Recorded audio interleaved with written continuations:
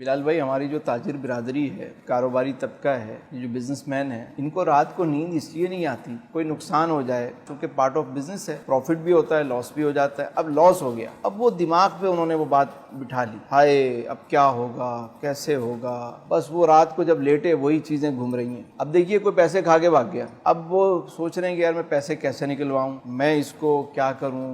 اپنی طرف سے وہ ایک انسان ہے، ظاہر ہے اس کا مال ہے، حلال کا مال ہے، اور کوئی لے گیا تو تکلیف تو ہوتی ہے، لیکن اپنی طرف سے کوشش کریں، مل جاتا ہے تو ٹھیک ہے، نہ ملے تو کوشش کریں کہ معاف کریں، کیونکہ کاروبار میں نفع بھی ہوتا ہے اور نقصان بھی ہوتا ہے۔ اب جب آپ معاف کر دیتے ہیں، آپ کا دل صاف ہو گیا، اللہ کی رضا کے لیے جب آپ معاف کرتے ہیں، آپ کو سکون بھی آ گیا، اطمینان بھی آ گیا، اور آپ کے حلال کے پیسے ہیں تو وہ واپس بھی آ جائیں گے۔ ایک شخص تھا، اس کے گھر میں چوری ہو گئی، وہ گائیں تھی جو دودھ دیتی تھی، رات کو چور آیا، اس نے گائیں کھولی اور لے کر چل دیا۔ صبح کو وہ بندہ اٹھا اور گیا اپنے پیر صاحب کے پاس اور جا کر کہا، حضور رات کو چور آئے تھے، وہ تو گھر کی گائیں اٹھا کے لے گئے، ہمارے پاس تو کوئی اور شے ہے نہیں، آپ کوئی دعا کر دیں، کوئی تعویذ دے دیں، گائیں واپس آ جائے، آپ اللہ والے ہیں، کچھ کریں۔ تو بابا جی مسکرائے، بابا نے کہا کہ پتر ایک کم کر، انہوں معاف کر دے، اس کو معاف کر۔ اس نے کہا، حضور میں تو اس لیے آیا تھا کہ آپ اللہ والے ہیں، آپ دعا کریں گے، آپ کوئی وظیفہ بتائیں گے، آپ کوئی تعویذ ایسا دیں گے کہ وہ میرا مسئلہ حل ہوگا، الٹا آپ کہہ رہے ہیں کہ معاف کر دوں۔ کہا ہاں پتر معاف کر۔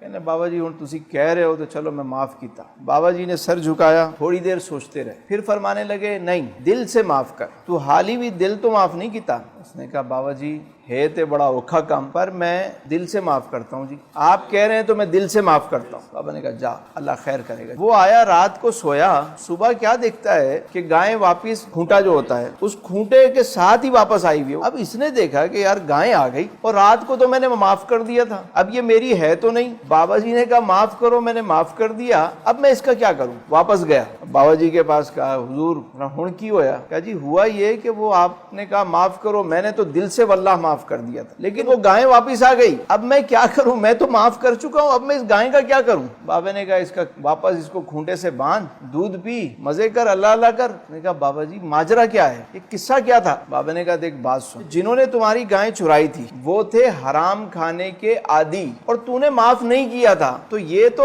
ان کے لیے حرام تھا، تو نے معاف نہیں کیا، وہ مزے سے اس کا دودھ پی رہے تھے، مزے سے گائیں کو اپنے پاس انہوں نے رکھی ہوئی تھی، بیچ دیتے، اس کے پیسے بھی وہ کھا جاتے، لیکن جب تو نے ان کو معاف کر دیا تو یہ گائیں ان پر ہو گئی حلال۔ وہ چونکہ حلال کھانے کے عادی نہیں تھے، حلال انہیں ہضم ہی نہیں ہوتا تھا، تو وہ حرام کھانے کے عادی تھے، اس لیے حلال انہیں برداشت ہی نہیں ہوا اور حلال مال تجھے واپس مل گیا۔ اگر تمہارا مال حلال کا ہے اور کوئی تمہارے ساتھ زیادتی کرتا ہے، یہ بات یاد رکھیں، وہ کچھ بھی کر لے آپ کو نقصان نہیں پہنچا سکتا۔ اللہ آپ کے حلال کے مال میں برکت بھی دے گا اور اس سے بہتر نعم البدل بھی دے گا، لیکن جو لوگ حرام کھانے کے عادی ہوتے ہیں انہیں حلال کی توفیق نہیں ہوتی۔ آپ ساری زندگی دیکھیں گے جو جسم حرام کھا کے پرورش پاتا ہے، پلتا ہے، بڑھتا ہے، اس سے آپ کیسے خیر کی توقع رکھیں گے؟ پھر ان کی اولاد ان کے ساتھ جو حشر کرتی ہے، کیونکہ وہ بھی حرام کے لقمے کھا کے جوان ہوئی ہے، تو یہ مکافات عمل نسل در نسل منتقل ہوتا رہتا ہے۔ اس لیے کاروباری حضرات کو چاہیے